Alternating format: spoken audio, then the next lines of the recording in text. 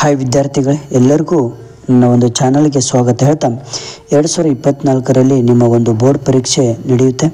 ಈ ಒಂದು ಬೋರ್ಡ್ ಪರೀಕ್ಷೆಯಲ್ಲಿ ಕನ್ನಡ ಸಬ್ಜೆಕ್ಟಿಗೆ ಯಾವ ಪ್ಯಾಟರ್ನ್ ಬರುತ್ತೆ, ಕನ್ನಡ ಸಬ್ಜೆಕ್ಟ್ ಮತ್ತು ಮೋಸ್ಟ್ ಇಂಪಾರ್ಟೆಂಟ್ ಪ್ರಶ್ನೆಗಳು, ಈ ಒಂದು ಕ್ವಶನ್ ಪೇಪರಲ್ಲಿ ಇದ್ದಂತಹ ಕ್ವಶನ್ಸ್ಗಳು ನಿಮ್ಮ ಮುಂದಿನ ಒಂದು ಬೋರ್ಡ್ ಪರೀಕ್ಷೆಗೆ ಬರುವಂಥ ಸಂಭವ ತುಂಬ ಇದೆ. ಹಾಗಾಗಿ ಈಗಲೇ ಸಬ್ಸ್ಕ್ರೈಬ್ ಮಾಡ್ತಾ ಕೊನೆವರೆಗೂ ನೋಡಿ. ಶುರು ಮಾಡೋಣ ಬನ್ನಿ ಪ್ಯಾಟರ್ನನ್ನು. ಫಸ್ಟ್ ರೋಮನಲ್ಲಿ 10 ಕ್ವಶನ್ಸ್ಗಳು ಬರ್ತವೆ, ಮಲ್ಟಿಪಲ್ ಚಾಯ್ಸ್. ಯಾವುದೆಲ್ಲ ಯಾವ ರೀತಿ ಕೇಳ್ತಾರೆ ಅಂದರೆ, ಸೌಮಿತ್ರಿ ಅಂದರೆ ಯಾರು, 4 ಆಪ್ಷನ್ಸ್ ಕೊಟ್ಟಿರ್ತಾರೆ. ಈ ಒಂದು ಆಪ್ಷನ್ಸ್ ರೈಟ್ ಇರುತ್ತೆ. ಆ ಒಂದು ಆಪ್ಷನ್ಸನ್ನು ನೀವು ಗುರುತು ಮಾಡಬೇಕು. ಗುರು ಹೇಗೆ ವರ್ತಿಸಬಾರದು, ಭೂಮಿ ಪಾಲವಂಶದೋಳ್ ದಿಸಲೇತಕ್ಕೆ ಕೋಳ್ ಗೇಡಿಂ ಗೋಡಲ್ ಹೊರ ವಿರಿಂದೆಳಿ ಇಂದು ಮುಖಿ, ಜನರಿಗೆ ಯಾವುದಕ್ಕೆ ಗತಿಯಿಲ್ಲ, ಮಾರ್ಚ್ನ ಜೊತೆಗಾರನ ಹೆಸರೇನು, ದಣಿ ಎಂದಿಗೂ ಯಾರನ್ನು ನಂಬುವುದಿಲ್ಲ, ಭಾವ್ಯತೆ ಎಂದು ಬಾಯಿ ಬಡ್ಕೊಂಡರ ಭಾವ್ಯತೆ ಹುಟ್ಟುವುದು, ನಮ್ಮ ದೇಶದಲ್ಲಿ ಎಲ್ಲಿಯಾದರೂ ಇದ್ದಿದ್ದರೆ ಅದು ನಮ್ಮ ಹಳ್ಳಿಯ ಈ ಸ್ಥಳದಲ್ಲಿ ಇದೆ ಎಂದು ಲೇಖಕರು ಹೇಳಿದ್ದಾರೆ. ದುರ್ಗಪ್ಪನ ಪ್ರಕಾರ ತರ್ಲೆ ಡಿಪಾರ್ಟ್ಮೆಂಟ್ ಯಾವುದು, ನಿರೂಪಕರ ಇಕಾಲಜಿಸ್ಟ್ ಗೆಳೆಯ ಯಾರು, ಇದ್ದಿದ್ದನ್ನು ನಡೆಸ್ಕೊಂಡು ಹೋಗೋದೇ ಕಷ್ಟ ಆಗಿದೆ, ಜನಗಳ ವಿಶ್ವಾಸವನ್ನು ಉಳಿಸ್ಕೊಂಡು ಕುರ್ಚಿನೂ ಉಳಿಸ್ಕೊಂಡು ಟರ್ಮ್ ಮುಗಿಸಿದರೆ ಸಾಕಾಗಿದೆ, ಖಾನ್ ಸಾಹೇಬರ ಮಾತು ಏನನ್ನು ಸೂಚಿಸ್ತದೆ ಅಂತ ಕೇಳಿದ್ದಾರೆ. ನೆಕ್ಸ್ಟ್ ರೋಮನ್ 2ದಲ್ಲಿ ಯಾವ ಪ್ಯಾಟರ್ನ್ ಬರುತ್ತೆ ಅಂದರೆ, ಇಲ್ಲಿಯೂ ಕೂಡ ನಿಮಗೆ 5 ಅಂಕಗಳನ್ನು ನಿಗದಿಪಡಿಸಿರ್ತಾರೆ. ಇಲ್ಲಿ ಅದೃಷ್ಟದ ಪ್ರಶ್ನೆ ಬಂದಾಗ ಲೇಖಕಿಗೆ ಯಾರು ನೆನಪಾಗುತ್ತಾರೆ, ನಮ್ಮ ದೇಶದಲ್ಲಿ ಕಿಲವಾಗಿ ಹೋದ ಧರ್ಮ ಯಾವುದು, ಕಲಾಂ ಅವರ ಆತ್ಮಚರಿತ್ರೆ, ಕನ್ನಡವು ಕಸ್ತೂರಿ ಅಲ್ಲವೇ, ಕಲಿಯುಗದ ಅಮೃತ, ಇವೆಲ್ಲವೂ ಕೂಡ ತುಂಬ ಇಂಪಾರ್ಟೆಂಟ್ ಇರ್ತವೆ. ನೆಕ್ಸ್ಟ್ ಹೊಂದಿಸಿ ಬರೆಯಿರಿ, ಜಾಲಿಯ ಮರದಂತೆ, ಹಬ್ಬಲಿ ಅವರ ರಸಬಳ್ಳಿ, ಮುಂಬೈ ಜಾತಕ, ಶಿಲುಬೆ ಏರಿದ್ದಾನೆ, ಹತ್ತಿ ಚಿತ್ತ ಮತ್ತು.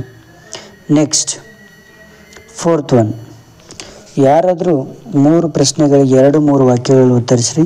ರಾವಣನು ಅಂತಿಮವಾಗಿ ಯಾವ ನಿರ್ಧಾರಕ್ಕೆ ಬರುತ್ತಾನೆ, ಇದ್ದಷ್ಟು ಬುದ್ಧಿಯನ್ನು ಹೇಗೆ ಕರೆದುಕೊಳ್ಳುತ್ತಾನೆ, ಮಗು ಹುಟ್ಟಿ ಬೆಳೆದುದು ಎಲ್ಲಿ, ಕ್ರಿಸ್ಮಸ್ ಮನೆಗೆ ಏನನ್ನು ಹೊತ್ತು ತಂದಿದೆ, ಇದು ಎಲ್ಲ ತುಂಬ ಇಂಪಾರ್ಟೆಂಟ್ ಇರುತ್ತೆ.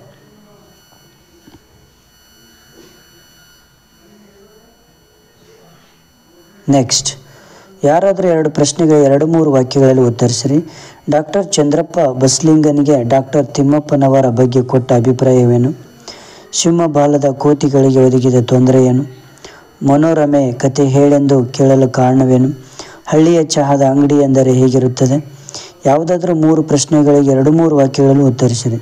ಸೊರಗಿದ್ದ ಆನೆಯನ್ನು ಕೃಷ್ಣೇಗೌಡ ಹೇಗೆ ಸಾಕಿದ, ನಾಗರಾಜ್ ದುರ್ಗಪ್ಪನ ಮೇಲೆ ಏನೆಂದು ರೇಗಿದನು, ಜಬ್ಬಾರ್ ನಿರೂಪಕರಿಗೆ ಅಂಚೆ ವಿಲೇವಾರಿ ಬಗ್ಗೆ ಅಸಡ್ಡೆಯಿಂದ ಏನು ಹೇಳಿದೆ, ಆನೆಯನ್ನು ಹದ್ದು ಬಸ್ತಿನಲ್ಲಿಡುವುದರ ಕುರಿತು ಮೇಲಾಯುಧನಪ್ಪ ಏನು ಸಲಹೆ ನೀಡಿದ್ದಾನೆ. ಇಲ್ಲಿಯೂ ಕೂಡ ನಿಮಗೆ 2 ಮಾರ್ಕ್ಸ್ ಅಂದರೆ 2 ಮಾರ್ಕ್ಸಿಂದು, 3 × 2 = 6, ಇಲ್ಲಿ ಕೂಡ ನಿಮಗೆ 2 ಮಾರ್ಕ್ಸಿಂದು ಕ್ವಶನ್ಸ್ಗಳು ಬರ್ತವೆ.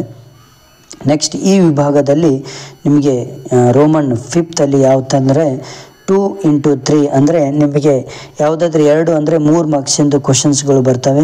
ಕಲಿ ಭೀಮನೆ ಮಿಡುಕುಳ್ಳ ಗಂಡನು ತೃಣವೇ ಪರ್ವತವಲ್ಲವೇ, ಬರಲುಂಟೆ ಸುಗ್ಗಿ ಮತ್ತೆ, ಯಾವುದಾದ್ರೂ ಒಂದು ವಾಕ್ಯದ ಸಂದರ್ಭ ಸೂಚಿಸಿ ಬರೆಯಿರಿ. ಇಲ್ಲಿಯೂ ಕೂಡ 1 ಪ್ರಶ್ನೆಗೆ 3 ಅಂಕಗಳನ್ನು ಸಂದರ್ಭ ವಾಕ್ಯದಲ್ಲಿ ಬರೀಬೇಕು.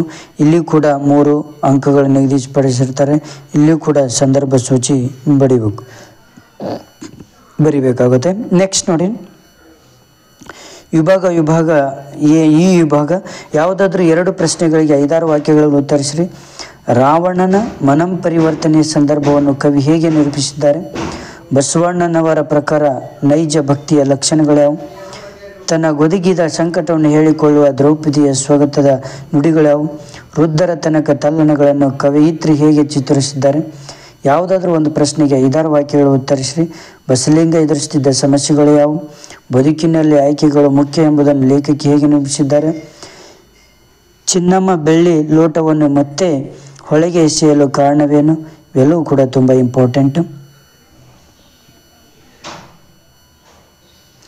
ಕೆಳಗಿನ ಪ್ರಶ್ನೆಗಳಿಗೆ ಯಾವುದಾದ್ರೂ 4ಕ್ಕೆ ಸೂಚನೆಗೆ ಅನುಗುಣವಾಗಿ ಉತ್ತರಿಸಬೇಕು. ಈ ಕೆಳಗಿನ 2 ಪದಗಳ ಅರ್ಥ ಬರೀಬೇಕು. ಕೆಳಗಿನ 2 ಪದಗಳ ನಾನಾರ್ಥ ಬರೀಬೇಕು.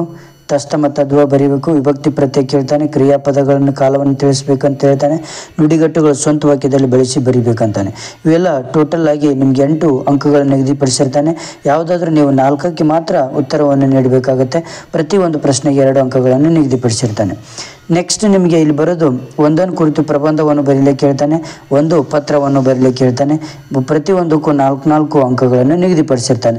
ಈ ರೀತಿ ಕನ್ನಡದಲ್ಲಿ ನಿಮಗೆ ಪ್ಯಾಟರ್ನ್ ಬರುತ್ತೆ. ಈ ಪ್ಯಾಟರ್ನೇ ನಿಮ್ಮ ಬೋರ್ಡ್ ಪರೀಕ್ಷೆಗೆ. ಇಲ್ಲಿ ಬಂದಂಥ ಕ್ವಶನ್ಸ್ಗಳು ಎಷ್ಟು ರಿಪೀಟ್ ಬರ್ತವೆ. ನಿಮಗೆ ನೋಟ್ಸ್ ಬೇಕಂದರೆ ಇದೇ ನನ್ನ ಒಂದು ಚಾನಲಲ್ಲಿ ಇದೆ, ಈಗಲೇ ಸಬ್ಸ್ಕ್ರೈಬ್ ಮಾಡಿ. Okay, thank you friends, thank you.